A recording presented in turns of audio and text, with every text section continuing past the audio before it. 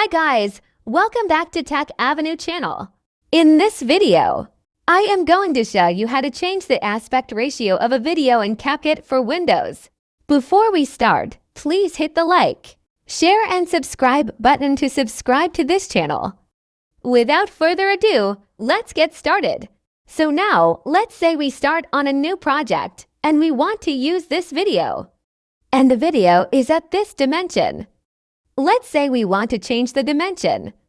We can click here and change to say 9 by 16, like so. Now we can change the video size, like this for example for the video to fit. And then position the video to the center by the green line. We can also change the video to other or customized dimension or size. And that's it. Thank you for watching.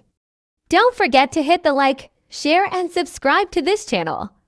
I will see you on the next one.